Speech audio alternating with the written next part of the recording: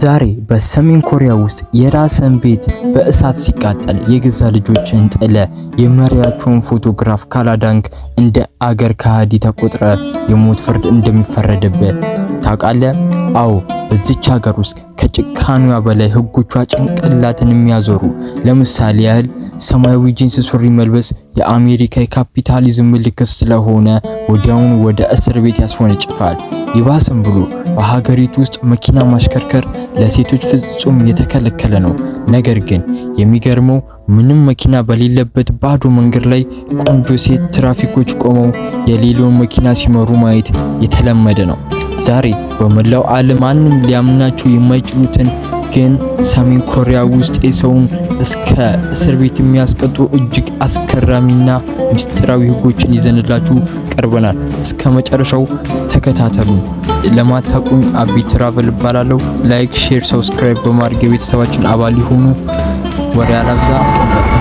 ከምድር ወገብ በስተሰሜን በሸንግላና በሚስጥር የታወቀች የዓለማችን የመጨረሻዋ ዝግ መጋረጃ ወደ ሰሜን ኮሪያ እንኳን ደህና መጣችሁ። ይህ ስም ሲነሳ በአእምሯችሁ ላይ የሚመጣው ምንድን ነው? የሚሳኤል ሰልፎች፣ ወታደራዊ እርምጃዎች ወይስ ያ አስፈሪና እንግዳ የፀጉር ስታይል ያለው መሪ ኪም ጆንግ ኡን ነው? ነገር ግን ከዚህ ፕሮፓጋንዳ ጀርባ ህይወትና እኛ ከምናስበው በላይ እጅግ የጨለመችና እንግዳ ናት። ዛሬ የምነግራችሁ ታሪክ ስለ ፖለቲካ ብቻ አይደለም፣ ስለ ሚሊዮኖች ህዝቦች የእስር ቤት ህይወት ነው። ስለማይታመኑ አስገራሚ ህጎችና በዓለማችን ላይ ማንም ሊገምተው ስለማይችለው የመኖር ትግል እንተርጋለን። ዓለማችን ወደ 21ኛው ክፍለ ዘመን በቴክኖሎጂ ስትረቀቅ ይቺ ሀገር ግን በጊዜ ማሽን ወደ ኋላ የተመለሰች ትመስላለች።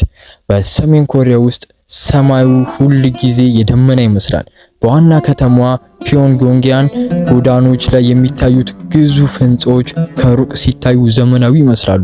ነገር ግን ወደ ውስጥ ሲገቡ አብዛኞቹ ባዶና መብራት የሌላቸው የኮንክሪት ክምችቶች ናቸው። እዚህ ሀገር ውስጥ መኖር ማለት በራስ ህሊና ፍጹም ቁጥጥር አለመኖር ማለት ነው። ከልጅነት ጀምሮ የምትማረው የምታየውና የምትሰማው ነገር ሁሉ በአንድ ሰው ፍላጎት ላይ የተመሰረተ ነው። እርሱም ታላቁ መሪ ተብሎ የሚጠራው ኪም ጆንግ ኡን ነው። ወደ አስገራሚዎቹ ህጎች ስናልፍ በሰሜን ኮሪያ ውስጥ ስትወለድ ጀምሮ የፀጉር ስታይል እንኳን ያንተ ምርጫ አይደለም። መንግስት የፈቀዳቸው 28 የፀጉር ስታይሎች ብቻ አሉ። ወንዶች 10፣ ሴቶች ደግሞ 18 አማራጮች አሏቸው። ከዚህ ውጪ ከተቆረጥክ አንተ የሀገር ክህደት ወንጀል እንደሰራ ትቆጠራለህ። ወደ ማደሪያ ካምፕ ትወሰዳለህ። በተለይ እንደ መሪያቸው ኪም ጆንግ ኡን መቆረጥ ለተራ ህዝብ ፍጹም የተከለከለ ነው። የእርሱ ስታይል ለንጉሳዊ ቤተሰቦች ብቻ የተወደደ የተቀደሰና ምልክት ተደርጎ የሚወሰድ ነው። በጣም የሚያስደነግጠው ደግሞ የሶስት ትውልድ ቅጣት ህግ ነው። በሰሜን ኮሪያ አንድ ሰው የፖለቲካ ወንጀል ቢሰራ ወይም ከሀገር ለማምለጥ ቢሞክር ቅጣቱ በእርሱ ላይ ብቻ አያበቃ። የእርሱ ወላጆች፣ ልጆችና የልጅ ልጆች ጭምር አብረው የእድሜ ልክ እስራት ወይም የሞት ፍርድ ይፈረድባቸዋል። ይሄ ማለት ዛሬ የምትሰራው ስህተት ገና ያልተወለደውን የልጅ ልጅን እጣ ፋንታ በጨለማ እስር ቤት ውስጥ እንዲያሳልፍ ያደርገዋል ማለት ነው። በዚህ ምክንያቶች ሰዎች እርስ በርሳቸው እንኳን ለመተማመን ይፈራሉ። የገዛ ጎረቤት አልፎ ተርፎም የገዛ ልጅ ለፓርቲው ታማኝ ለመሆን ሲል አሳልፎ ሊሰጥ ይችላል። ሌላው የሚገርመው ነገር የዘመን አቆጣጠራቸው ነው። ዛሬ ዓለም ያለችበት የፈረንጅ ዓመተ ምህረት እነሱ አይቀበሉትም። የሰሜን ኮሪያ የቀን መቁጠሪያ የሚጀምረው የሀገሪቱ መስራች ኪም ኢል ሱንግ ከተወለደበት እንደ ኤሮፒያን አቆጣጠር ከ1912 ጀምሮ ነው። ይህ አቆጣጠር ጁቼ ተብሎ ይጠራል። ስለዚህ በዓለም ላይ አመቱ ሌላ ቢሆንም በሰሜን ኮሪያ ግን ገና በመቶዎች ውስጥ የሚቆጠር አመት ላይ ናቸው። እነርሱ ከዓለም የተለየ የራሳቸው ዓለም አላቸው። ወደ መገናኛ ብዙሃን ስንመጣ ደግሞ ነገሩ ይበልጥ የፊልም ታሪክ ይመስላል። በሀገሪቱ ውስጥ 4 የቴሌቪዥን ጣቢያዎች ብቻ ናቸው ያሉት። ሁሉም በመንግስት ቁጥጥር ስር ያሉና የኪም ጆንግ ኡን ውዳሴ፣ የወታደራዊ ጥንካሬን እና የውሸት ስኬቶችን ብቻ የሚያሳዩ ናቸው። የውጭ ሀገር ፊልም በሙዚቃ ወይም የደቡብ ኮሪያ ድራማዎች ማየት ፍጹም የተከለከለ ነው። አንድ ሰው የደቡብ ኮሪያን ፊልም ሲያይ ከተያዘ ቅጣቱ ቀጥታ የሞት ፍርድ ሊሆን ይችላል። ኢንተርኔት የሚባል ነገር ለተሰራው ህዝብ ቅንጦት ሳይሆን አይታሰብም። በሀገሪቱ ውስጥ ጥቂት በጣት የሚቆጠሩ ድረገጾች ብቻ ያሉባት እና የመንግስት ፕሮፓጋንዳ ብቻ የሚጭኑበት የውስጥ ኔትወርክ ነው ያለው። ይህ ሁሉ ጭቆና ባለበት ሀገር ውስጥ ታዲያ ህዝቡ እንዴት ይኖራል? የሚቀጥለውን አስገራሚ ክፍልና የኪም ጆንግ ኡን ቤተሰብ ምስጢራዊ ቅንጦት ህይወት ወደ ማሳየት እንሸጋገራለን። ሌላው በሰሜን ኮሪያ ውስጥ ሰማያዊ ጂንስ ሱሪ መልበስና ፍጹም ወንጀል እንደሆነ ያውቃሉ? አዎ፣ ሰማያዊ ጂንስ የአሜሪካ የኢምፔሪያሊዝም እና የካፒታሊዝም ምልክት ተደርጎ ስለሚወሰድ በሀገሪቱ ውስጥ ሙሉ በሙሉ የተከለከለ ነው። አንድ ሰው ይህን ሱሪ ለብሶ በጎዳናዎች ላይ ቢታይ በመንግስት የተቋቋሙትና የባህል ፖሊስ ተብሎ የሚጠሩት የፓርቲው ታማኝ ወጣቶች ወዲያውኑ በቁጥጥር ስር ያውሉታል። ይህ ማለት የሰሜን ኮሪያ ዜጎች ልብሶቻቸው ሳይቀር የሶሻሊዝም ክብር የሚያንጸባርቁና ትህትና የተሞላባቸው መሆን አለባቸው። በተለይ ሴቶች በህዝብ ፊት አጫጭር ቀሚሶች ወይም ጥብቅ ያሉ ልብሶች እንዳይለብሱ ጥብቅ ክትትል ይደረግባቸዋል። ይህ ቁጥጥር ስርዓት ወደ እያንዳንዱ ሰው መኖሪያ ቤት ውስጥ ድረስ ዘልቆ ይገባል። በሰሜን ኮሪያ ውስጥ በእያንዳንዱ ቤት፣ ትምህርት ቤት፣ ፋብሪካና የህዝብ መስሪያ ቤት ግድግዳ ላይ የሀገሪቱ መስራች ኪም ኤል ሱንግ እና የልጃቸው ኪም ጆንግ ኢል ምስል ፖርትሬቶች በግዴታ መሰቀል አለባቸው። እነዚህ ምስሎች ዝም ብሎ የሚሰቀሉ እነርሱ ለመንከባከብ የወጡ ልዩ ህጎች አሉ። እያንዳንዱ የቤት እመቤት በየቀኑ ጠዋት ምስሎችን በልዩ ንጹህ ጨርቅ እንከን ሳይወጣላቸው ማጽዳት አለባት። በምስሎቹ ላይ ቅንጣት ያህል አቧራ ከተገኘ ወይም ምስሉ በፀሐይ ብርሃን ምክንያት ቀለሙ ከደበዘዘ ቤተሰቡ ከባድ ቅጣት ይጠብቀዋል። በሀገሪቱ ታሪክ ውስጥ ቤታቸው በእሳት ሲቃጠል የራሳቸውን ልጆች ጥለው የመሪዎቹ ምስሎች ለማዳን ወደ እሳት ውስጥ የገቡ ወላጆች በመንግስት ሚዲያ እንደ ጀግና ይወደሳሉ። ምስሎቹን ሳታድን ቀርተ ንብረትን ለማዳን ብትሞክር ግን እንደ ሀገር ከሃዲ ተቆጥረ የእድሜ ልክ እስራት ይፈረድባል። የመኖሪያ ቦታ ምርጫም ቢሆን የዜጎች መብት አይደለም። በሰሜን ኮሪያ ውስጥ ዋና ከተማ ፒዮንግያንግ የቅንጦትና የሀገሪቱ ስኬት ማሳያ ተደርጋ ነው የምትወሰደው። ታዲያ እዚህ ከተማ ውስጥ መኖር የሚችሉት ለመንግስት ፍጹም ታማኝ የሆኑ የተማሩና የባለስልጣናት ቤተሰቦች ብቻ ናቸው።